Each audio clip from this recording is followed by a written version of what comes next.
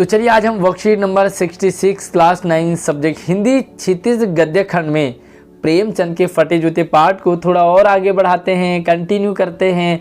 और इसके लेखक हरिशंकर परसाई जी इस पाठ में प्रेमचंद की सादगी यानी कि सादे जीवन के बारे में सिंपल और दुनिया के दिखावा यानी कि सोप को बताते हैं। तो चलिए देखते हैं क्या और हमें इंटरेस्टिंग सी बातें इस पाठ में समझने सीखने को मिलने वाली है। आगे बढ़ने से पहले वीडियो को अभी लाइक कर दीजिए, अपने सभी दोस्तों को शेयर कर दीजिए और अगर आप पहली बार हमारे चैनल पर आए हैं, सब्सक्राइब नहीं किया है तो अभी कर लीजिए, क्योंकि यहाँ पर पढ़ाई के साथ साथ नई नई अपडेट भी आपको लगातार मिलती रहती है। तो चलिए देखते हैं।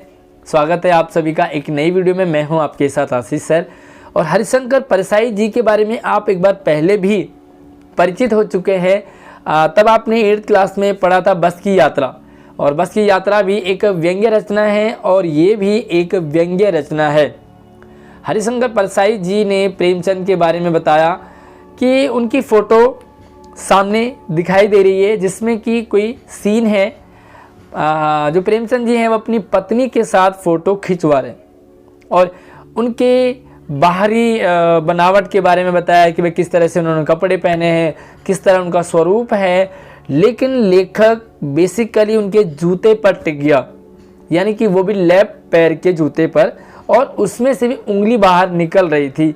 तो चलिए देखते हैं क्या वो उंगली करने वाली है कमाल और आपको क्या आने वाला है इस पाठ में धमाल। तो चलिए देखते हैं। चेहरे की तरफ देखता हूँ, क्या तुम्हें मालूम है मेरे साहित्यिक पुरखे कि तुम्हारा जूता फट गया है और उंगली बाहर दिख रही है। लेखक हरिशंकर परसाई जी प्रेमचंद की फोटो से सवाल पूछ रहे हैं, प्रेमचंद से सवाल पूछ रहे हैं कि मैं आपके चेहरे की तरफ देखता हूं और फिर से मेरी नज़र आपकी उंगली पर टिक जाती है। क्या आपको मालूम है, क्या आपको पता है साहित्यिक पुरखे यानी कि प्रेमचंद को साहित्यिक पुरखे कहा है क्योंकि प्रेमचंद हमारे हिंदी साहित्य के बहुत बड़े यानी कि सबसे प्राचीन लेखक हैं, सबसे ग्रेट माना जाता है इन्हें, तो इसलिए इन्हें पुरखे कहा यानी कि बाप दादा दादा के भी आगे। क्या आपको पता है कि आपका जूता फट गया है और उंगली बाहर दिख रही है। लेखक प्रेमचंद से पूछते हैं क्या तुम्हें इसका जरा सा भी एहसास नहीं, क्या आपको जरा सी भी गिल्टी फील नहीं हो रही है। भाई आपका जूता फटा है और उसमें से उंगली बाहर दिख रही है। आप इतने महान साहित्यकार हैं, उपन्यासकार हैं, आपका नाम हिंदी साहित्य में लिया जाता है, तो आपका जूता फटा है। आजकल तो छोटा सा बच्चा भी अगर उसका जूता फट जाए, कपड़े फट जाए या उसे सही से ड्रेस ना दिलवाओ तो वो भी भैया आग बबूला हो जाए। लेकिन यार इतनी बड़ी पर्सनैलिटी और जूता फटा है और बेसिकली जूते से भी उंगली बाहर दिख रही है ना। आपको जरा सी भी लज्जा शर्म नहीं आती, जरा सी भी संकोच नहीं है कि झिझक नहीं है आपको। यार मार्केट में जा रहे हो आप, लोग आपको देखेंगे क्या बोलेंगे। जरा सी भी झेप नहीं है आपको, जरा सी भी हिचक नहीं है। मतलब हम जब कभी बाहर जाते हैं तो भाई मैं तो यार क्या बन ठन के जाता हूँ। देखो अभी मैंने बाल कटवाए थे और सर पे क्या था जो बिल्कुल गंजा था, तो मुझे लग रहा था मैं अजीब सा लग रहा हूँ, तो मैं एक टोपी पहन के चल रहा था। कहाँ गया, टोपी गायब हो गई, तो उस टोपी को पहन के मैं चल रहा था, यानी कि सो ना हो जाए किसी को कि मेरे बाल नहीं है। अब थोड़े से बाल निकल के आए तो मैंने टोपी हटा दी है। मतलब इतना शोप देखो मैं भी करता हूँ। प्रेमचंद को कहा कि तुम्हें बिल्कुल भी शर्म नहीं है, क्या तुम इतना भी नहीं जानते कि धोती को थोड़ा सा नीचे खींच लो। भैया धोती को थोड़ा नीचे खींच लो तो यार पैर ढक जाएगा, उंगली ढक जाएगी तो यार दिखेगा नहीं ना। मगर फिर भी तुम्हारे चेहरे पर बड़ी बेपरवाही, बड़ा विश्वास है, तुम्हारे चेहरे में बड़ी बेपरवाही है, यानी कि तुम्हें बिल्कुल भी अकल नहीं है, शर्म नहीं है, संकोच नहीं है, झिझक नहीं है, पता नहीं क्या क्या नहीं है, और तुम्हें विश्वास भी है। मतलब पूरा विश्वास है कि मैं अच्छा लग रहा हूँ। फोटो भी खिंचवा रहे। फोटोग्राफर ने जब रेडी प्लीज कहा होगा, वह फोटो खींचता है ना, रेडी प्लीज। रेडी प्लीज का मतलब मान लो हम सिंपल हैं और रेडी प्लीज कहा तो इस तरह से टेढ़े मेढ़े करके बन जाते हैं। मतलब ये कि थोड़ा सा सोप हमें भी करना होता है। तो जब फोटोग्राफर ने भी आपको रेडी प्लीज कहा होगा तो तब परंपरा के अनुसार, यानी कि सब लोग करते हैं, है ना, परंपरा के अनुसार आपके अंदर कहीं हंसी छुपी है, आप उसे मुस्कान अंदर लाने, ऊपर लाने की कोशिश कर रहे थे, पेट में से अंदर अंदर अंदर आया, गले में अटक गया, है ना। लाने की कोशिश की होगी, दर्द के गहरे कुएं के तल में कहीं पड़ी मुस्कान को धीरे धीरे धीरे धीरे ऊपर खींचा होगा और ऊपर निकाल रहे होंगे, तब तक गले में अटक गया। इतनी देर में फोटोग्राफर ने भी क्लिक करके थैंक यू बोल दिया। मतलब कि तुम्हारी जो मुस्कान है ना, वो भी बाहर नहीं निकल पाया।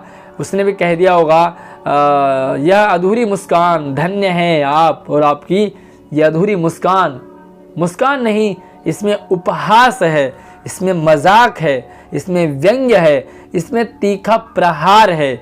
भैया ऐसे कौन फ़ोटो खिंचवाता है? तो यार मुझे कमेंट में आप ज़रूर बताना कि आप जब फ़ोटो खिंचवाने जाते हैं तो आपका क्या स्टाइल होता है। फ़ोटो खिंचवाने के लिए खासकर जब भी कोई कैमरा आपके सामने ले आए या आप स्टूडियो में जाओ, तो आप सबसे बेसिकली आप क्या चीज़ देखना पसंद करते हैं, यानी कि आप अपना क्या चीज़ ठीक करते हैं। तो मुझे कमेंट में आप इसका जवाब ज़रूर लिखेंगे। तो चलिए, आपको वर्कशीट समझ में आ गई, कंटेंट समझ में आ गया, तो आंसर आप अपने आप भी कर सकते हो। चलिए देखते हैं, बड़े आसान से सवाल है। पहला सवाल है, लेखक किसे अपना साहित्यिक पुरखा बताता है? साहित्यिक पुरखा कौन है? गांधी जी, प्रेमचंद, राव सांकृत्य या महादेवी वर्मा? सिंपल सा है ना भाई, खा ऑप्शन आपका करेक्ट है, यानी कि प्रेमचंद। दूसरा सवाल है, लेखक अपने साहित्यिक पुरखे से क्या कहता है? क्या कहता है लेखक अपने साहित्यिक पुरखे से? कि भाई आपकी धोती फटी, जूता फटा हुआ है और उसमें से उंगली बाहर दिख रही है। तो यही तो कहते हैं ना कि आपका जूता फटा है और जूते में से उंगली बाहर दिख रही है। तो बस सिंपल सा बताएंगे कि लेखक ने अपने साहित्यिक पुरखे यानी कि प्रेमचंद जी से कहा कि आपका जूता फट गया है और जूते से उंगली बाहर दिख रही है। सिंपल सा सवाल, सिंपल सा आंसर। अगला सवाल है, प्रेमचंद के चेहरे पर कौन सा भाव नहीं है? तो कौन सा भाव नहीं है भाई? शर्म नहीं है, लज्जा नहीं है, संकोच नहीं है, झेप नहीं है, झिझक नहीं है, आपको जरा सी भी शर्म नहीं है। तो ये सारी चीज़ें आप वहाँ पर ऐड कर दोगे, आपका आंसर कंप्लीट हो जाएगा। अच्छा, ये लेखक के अकॉर्डिंग है ना। हालांकि प्रेमचंद को शर्म है या नहीं वो तो हमें भी नहीं पता, बट यहाँ पर इस उसके अकॉर्डिंग, कंटेंट के चैप्टर के अकॉर्डिंग, प्रेमचंद ने फोटो खिंचाते समय क्या प्रयास किया होगा? परंपरा के अनुसार देखो, प्रेमचंद ने फोटो खिंचाते समय परंपरा के अनुसार अपनी मुस्कान को ऊपर लाने की, चेहरे तक लाने की, होठों तक लाने की कोशिश की होगी और उस मुस्कान को धीरे धीरे ऊपर आने में इतना टाइम लगा कि वो गले में अटक गया और इतनी देर में थैंक यू बोल दिया, क्लिक कर दिया हमारे फोटोग्राफर ने।